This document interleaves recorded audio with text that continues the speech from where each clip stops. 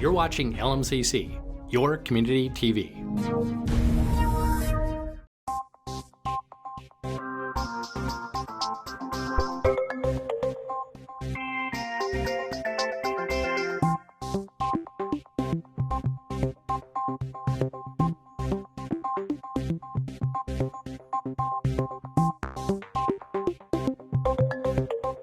Welcome, I'm Jennifer Ray, and we're here at the Pulse at Vann Restaurant on Lake Minnetonka. It's new, it's exciting, and it's a pleasure to be here with the owner, proprietor, chef, Mr. Erik Skaar. So first of all, welcome to the program, and thanks so much for allowing us to come visit. Thanks for being here, and welcome. Why don't you tell us a little bit about your background and how you came with this whole concept of Vann?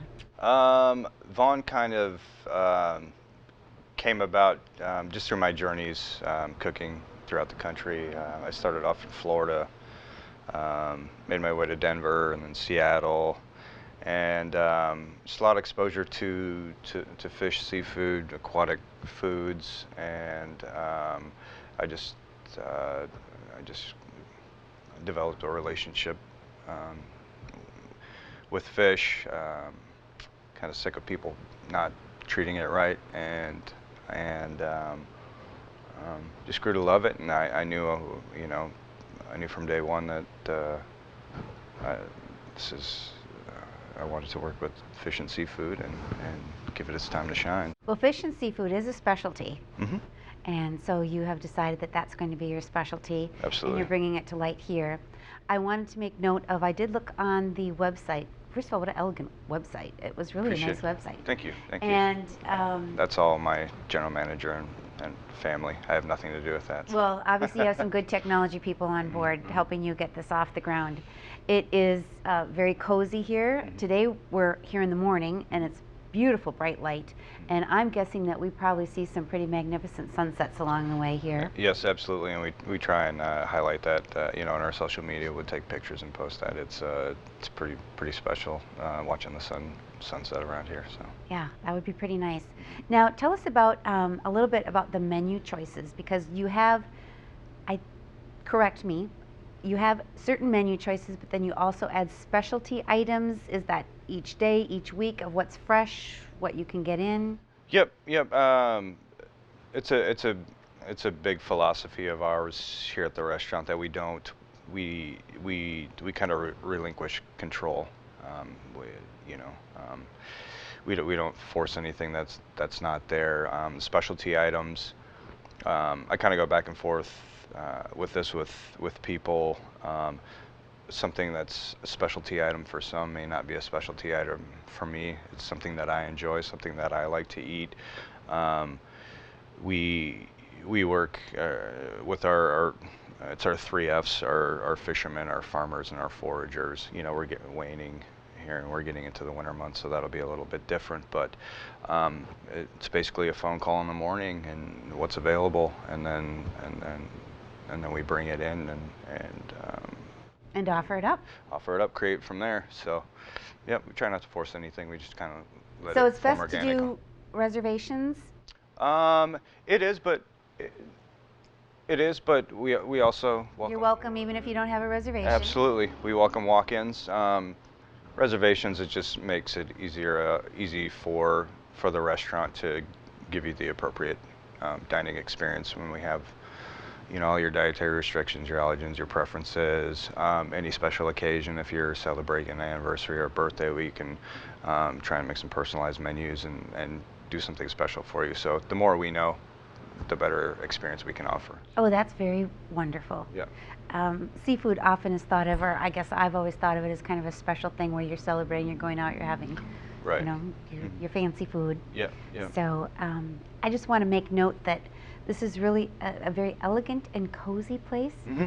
So I think it would be a really fun place to have not only just dinner romantically, but just a nice place to go have a nice cozy dinner with close family and friends, or even people you don't know, I suppose. Yep. One of the things I had to do was I actually had to Google. There were some things on your menu which I found very interesting, creative, which I had never eaten before, and I didn't even know what they were. sea buckthorn. Shocked the heck out of me. Know what buckthorn is because that's all over around here. Right. And I'm like, sea buckthorn? What's sea buckthorn? So we have some of that. Fermented spruce tips. I was very surprised to see that. Am I pronouncing this correctly? Iberico? Yeah, Iberico. Which is a black Iberian pig, which is free range, and they eat acorns. Correct. So I thought that was interesting. Yep. Because I'm a big, if you're going to eat meat, eat free range meat. And what are the, how did you come up with sea buckthorn and fermented spruce tips? I have a farmer, wonderful person. She lives up in the Elk River area, and she does a lot of her own farming and foraging as well. And she basically brought in a bunch of spruce tips right when they were young and tender. Yes, yeah. Yeah, and the restaurant wasn't even open yet, and I wasn't sure what I was going to do with them. I wanted to utilize them, so I ended up taking some and making vinegar out of it, and then I took the other half and fermented it just to preserve it so I could carry it over to the restaurant. So it's it's kind of getting back to the old way of doing things, preserving, pickling, fermenting. And I had those in April. I started fermenting those in April, and it's now November. Wow. So it's just we try not to waste. And you can do that because you are a smaller type of a restaurant. You can be more specific and individualistic. Yep, absolutely. So that's part of the. A little bit more of your charm. Yep, personality. You can't do that with a large platform restaurant. So very unique here. We do have fancy restaurants, but this is a fancy restaurant that I perceive as extremely unique. So it's very special. Now, what are the days and hours of operation? Currently, we are open Tuesday through Saturday, and we are dinner only, 5 p.m. to 10 p.m. All right. So. And I did want to note that you have a super extensive liquor/wine list with some really good wines on there. I don't see too many restaurants unless you go to some real specialty ones that have that extensive of a wine list that are that special of a wine. So now you have a sommelier, and she picked out the wines, or is that something that you've learned through the years? Originally, I had some influence before. Her name is Genevieve. She's amazing. Before we brought her on, I originally was working on the wine list, and then we ended up connecting and brought her on. So that's kind of her brainchild. But personally, I like natural, funky, obscure wines. We try and focus on, here at the restaurant, we focus on coastal regions, not exclusive to. So we always keep that in the back of our minds when we're picking out regions, and how does water, because Vann is Norwegian for water, so we look at how does water influence our cuisine and our wine. So that's always part of the criteria when we're developing it. But she's done an amazing job, and I have zero criticisms. Next up, we have Chef Skaar is going to be showing us how to cook in the kitchen. And what are we going to be cooking? We're going to be cooking our fan favorite octopus. See you in a minute. All right.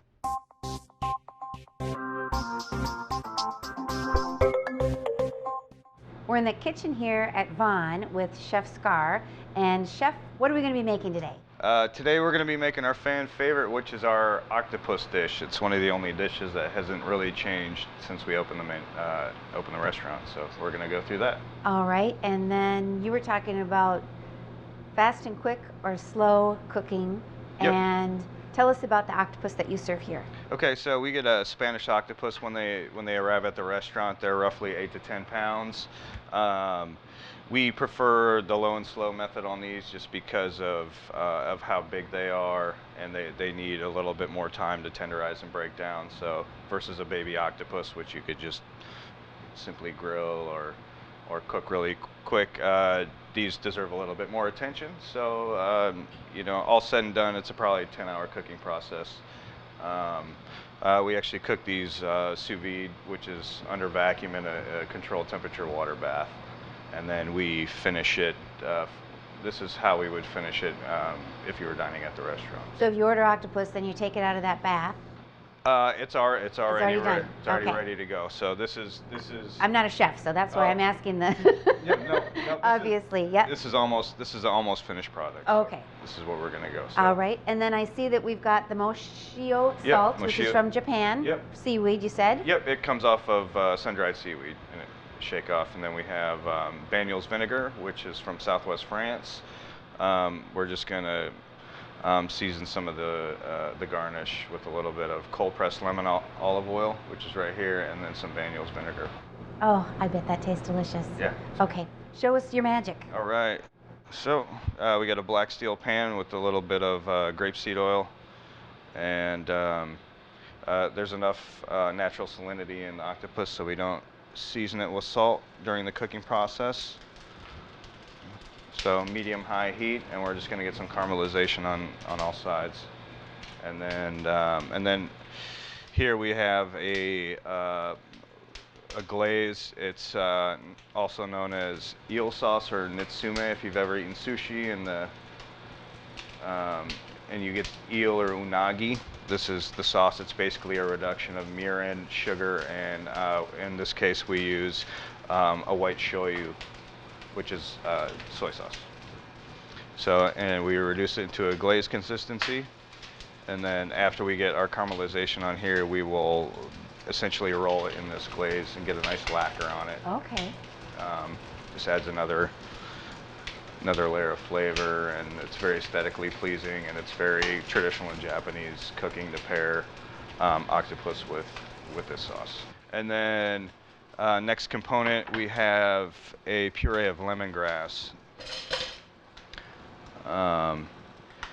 And this is actually kind of a painstaking sauce. This takes a long time to make, and it takes a lot of refinement. In here we have lemongrass, Thai chili, ginger, garlic, shallots, a little bit of mushroom stock, and then a little bit of spinach to reinforce that bright green color. Well, everything you've just explained, the color is vibrant, and Yeah. the taste must be as well. Yes, yeah, it is an aggressive sauce, so hence we don't use too much. We just lightly warm it. We don't put it on direct heat. We just lightly warm it. We don't want it to oxidize and turn brown on us. We just want it warm. So as we're going through this process, so we're starting to get a little bit of color. You can probably get it on. So medium-high heat. We're actually cooking on a graduated cooktop or a French top. In the center is at its hottest, and as you move out, And the I've heat never dissipates. seen or noticed. I've worked in some Yeah. kitchens as a waitress. I never was back in the kitchen noticing if they had anything this fancy or not. Probably not. Yeah, I mean, I prefer to cook this way. It's not for everybody, but you're not sitting there turning on knobs constantly. You just simply move your pan. Yep. So, like a sauce like this, we don't want to boil or simmer. Just want to keep it warm, get it Warm, yeah. Yep. So we'll just keep it on the corner there, and something like this, you know, get that nice caramelization. So we go. Just a few more moments on that, and then we have our garnish here. We have a little bit of Belgian endive, which brings a little bit of crunch and a little bit of bitterness, just to kind of round out the flavor profiles that we have. This is very sweet, and that's very oceanic. This is very herbaceous and aggressive. So we want to fill in all those profiles on your palate. So Banyuls vinegar, a little spritz. We like to use these spray bottles just because of the even distribution over the top. I like that idea. I've never used that in cooking, but I like that. Yeah, it's just however you can have control.